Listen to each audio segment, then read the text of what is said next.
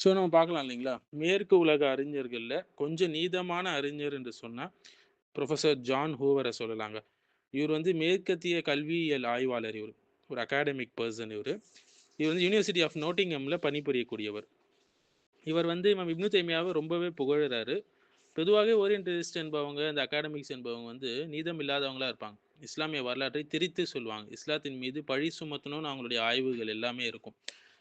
ஆனா, இவர் கொஞ்சம் நீதமானவர். இவருடைய சிறப்பு ஆய்வுத் துறைகள் எதுலன்னு பார்த்தீங்கன்னா, இமாம் இப்னு தைமியா, இப்னுல் கய்யூம், ஆ சுன்னி அகீதா, சுன்னி கலாம் பத்தி, அல்லாஹ்வுடைய சிஃபாத்துகள், ஆ படைப்பு பத்தி, தீமைகள் மற்றும் வந்து டிவைன் விஸ்டம் இதுதான் இவருடைய சிறப்பு துறைகள், ஆய்வுத் துறைகள். இவர் வந்து ஒரு சலஃபி அல்ல, மாறாக ஒரு முஸ்லிமும் அல்ல. இவர் ஒரு நான் முஸ்லிம் தான். ஆனா, மேற்கத்திய உலகில இமாம் இப்னு தைமியாவ மிக நுணுக்கமாக வாசித்தவர்களில் ஒருவர் என்று சொல்லலாம். புக்ஸ் கூட சிலர் டிரான்ஸ்லேட் பண்ணியிருக்கிறாங்க. ஆங்கிலத்தில. ஸோ இமாம் இப்னு தைமியாவுடைய ஆய்வுல ஜான் ஹூவர் ரொம்ப முக்கியமானவங்க. ஏன்னா, ஜான் ஹூவர் வந்து முன்பு பல ஓரியன்டலிஸ்ட்டுகள் இமாம் இப்னு தைமியாவ தவறா சித்தரிப்பாங்க. அவங்கள பத்தி பொய் சொல்லுவாங்க. இட்டுக்கட்டி பேசுவாங்க இமாம் இப்னு தைமியாவ பத்தி. இமாம் இப்னு தைமியா மிகப்பெரிய ஒரு மார்க்க அறிஞர், ஷேகுல் இஸ்லாம். ஆ மேலும் இமாம் இப்னு தைமியாவ தவறா போர்ட்ரே பண்ணுவாங்க மத்த ஓரியன்டலிஸ்ட், கீயத்தேயவாதிகள். அவர் வந்து புத்திய நிராகரிக்கிறாரு, அக்குல நிராகரிக்கிறாரு, கடுமையான லிட்ரலிஸ்ட் அவரு, அறிவுக்கு எதிரானவர் அவரு. தத்துவத்தை முழுமையாக எதிர்த்தவர் லாஜிக்க எல்லாம் என்று தவறாக சித்தரிப்பாங்க இமாம் இப்னு தைமியாவ. ஆனா ஜான் ஹூவர் வந்து என்ன செய்வார்ன்னா, இவர் செய்த முக்கிய திருத்தம் என்னன்னா, இமாம் இப்னு தைமியா வந்து இவங்க சொல்ற மாரி புத்தியை மறுக்கக்கூடியவர் அல்ல. அக்லுக்கு இம்பார்ட்டன்ஸ் குடுக்கக்கூடியவங்க. அவர் மறுத்தது எதுன்னா, கரப்ட்டான புத்திய தான் அவங்க மறுத்திருக்கிறாங்க. தவறான புத்திய தான் அவங்க மறுத்திருக்கிறாங்க. அது வஹி வெளிப்பாடு மீது கிரேக்க தத்துவத்தை கட்டாயமாக திணித்த கலாம் முறைய தான் அவங்க என்ன செஞ்சிருக்கிறாங்க, இமாம் இப்னு தைமியா எதிர்த்திருக்கிறாங்க. மேலும் ஜான் ஹூருடைய மைய கருத்து கோர் தீசிஸ் என்னன்னு பார்த்தீங்கன்னா, நம்ம இப்னு தைமியா வந்து அக்குலை நிராகரிக்கல. இந்த ரீசன் என்று சொல்லுவாங்க. அந்த அக்குலை நிராகரிக்கல. அவங்க நிராகரித்தது கிரீக் மெட்டாபிசிக்ஸ தான். கிரீக் மெட்டாபிசிக்ஸ வந்து வஹீயின் மீது திணிப்பதை தான் என்ன செஞ்சிருக்கிறாங்க, அவங்க மறுத்திருக்கிறாங்க. ஸோ ஜான் ஹூருடைய விளக்கம் என்னன்னு பார்த்தீங்கன்னா, இமாம் இப்னு தைமியா வந்து சரியான புத்தியை அல் அக்குல் ஸஹீஹ் அதை ஏற்றுக்கொள்றாங்க. அதை ஏற்றுக்கொள்கிறார். வஹியுடன் முரண்படும் கற்பனை தத்துவங்களை தான் நிராகரிச்சாங்க.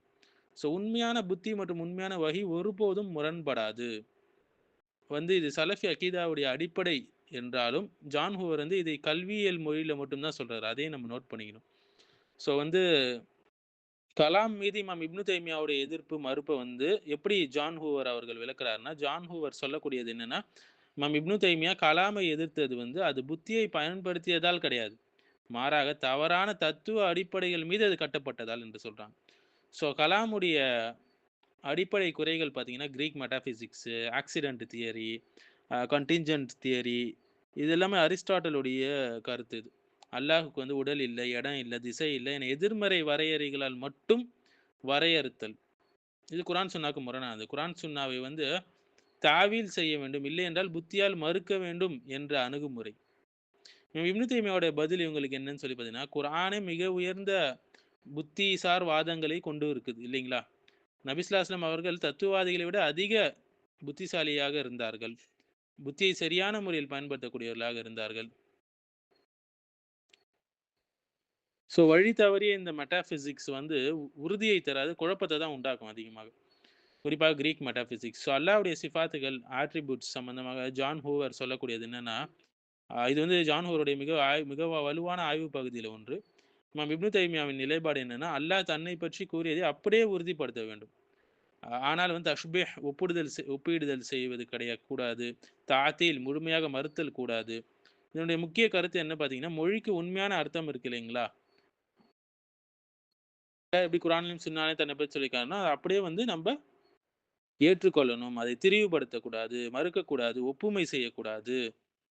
எப்படி என்று கேள்வி கேட்கக்கூடாது. தகீஃப்.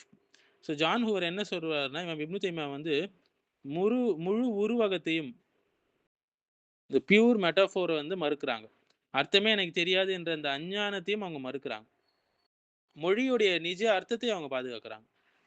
இது வந்து சலஃபி அஸரியுடைய அக்கீதா தான். இந்த விஷயம் என்பது. ஸோ படைப்பு, தீமை, இறை நியாயம், ஞானம் இது எல்லாமே வந்து இதை பற்றி அவங்க அதிகமா ரிசர்ச் பண்றாங்க. அதேபோல இமாம் இப்னு தைமியா கூறக்கூடிய அந்த முழு தீமை என்ற ஒன்று இல்ல. அப்சொல்யூட் ஈவில் என்பது இல்ல என்பதையும் அவங்க வந்து எக்ஸ்ப்ளைன் பண்றாங்க. இது எல்லாமே தத்துவ அடிப்படையில கிடையாது. மாறா குர்ஆன் அடிப்படையான விளக்கம் என்றும் அவங்க சொல்றாங்க. ஸோ ஜான் ஹூவருடைய வலுவான இடங்கள் என்று பார்த்தோம்னா, முக்கியமா முதலாவது ஓரியன்டலிஸ்ட்டுடைய தவறான சித்தரிப்புகளை அவர் திருத்துறாரு. அதெல்லாம் தவறுன்னு சொல்லி. அடுத்து இமாம் இப்னு தைமியா கடுமையானவர் கிடையாது. ஒரு நல்ல சிந்தனையாளர் என்பதை காட்டுறாரு. அவருடைய அக்கீதா வந்து உள் ஒருமைப்பாடு கொண்டது என்று நிரூபிக்கிறார். இப்னு தைமியாவுடைய சொற்களை நியாயமா பயன்படுத்துறார். திரித்து பயன்படுத்தல. ஸோ பல நேரங்கள்ல அவர் அறியாமையிலேயே சலஃபி நிலைப்பாட்டுக்கு ஆதரவாக இருக்கிறார். சலஃபி அக்கீதாவ அவர் ஒரு பார்வை என்று மட்டுமே பார்க்கிறார் ஜான் ஹூவர். ஸோ இதையும் நம்ம முக்கியமா புரிஞ்சுக்கொள்ளணும். சரிங்களா? எல்லாத்தையும் ஏற்றுக்கொள்ளணும் என்றல்ல. இதுதான் அஹ்லு சுன்னா என்று அவர் கூற சொல்ல மாட்டாரு. யார் சரி, யார் தவறு என்ற முடிவையும் சொல்ல மாட்டார். பிதா, தலாலா போன்ற சொற்களை வந்து மென்மையாக ஆக்குவார் அவர். இப்னு தைமியா வந்து கடுமையாக விமர்சித்த இடங்களை கல்வியியல் மொழியில மென்மையாக சொல்லுவார் இவர். ஸோ இவர் வந்து அக்கீதாவுக்கான வழிகாட்டி கிடையாது. அத நம்ம புரிஞ்சுக்கணும். உடனே அவருடைய வர்க்க ஆக்கங்கள்லாம் படிக்கணும்னு சொல்லிட்டு அக்கீதாவுடைய வழிகாட்டி கிடையாது. ஒரு புரிதலுக்கான ஒரு நல்ல கருவி என்று சொல்லலாம். ஜான் ஹூவர் வந்து அவரை அறியாமலேயே அஹ்லு சுன்னாவுடைய அக்கீதாவை பாதுகாக்கிறார் என்று சொல்லலாங்க. ஆனா அவர் ஈமானின் அடிப்படையில பேசல. அத நம்ம புரிஞ்சுக்கொள்ளணும். மாறா கல்வியல் நடுநிலை மட்டுமே அவர் கடைபிடிக்கிறார். ஒரு நீதியான ஒரு ஓரியன்டலிஸ்டாக இருக்கிறார். இப்னு தைமியாவோட அழகான ரைட்டிங்ஸ்ல அவங்களுடைய கருத்துக்கள நம்ம பார்க்கலாம். சத்தியத்தை ஏற்றுக்கொள்ளணும். அதை சொல்லக்கூடியவர்கள் அதற்கு அடங்காவிட்டாலும் சரி, அதை அவங்க ஏற்றுக்கொள்ளாவிட்டாலும் சரி என்று.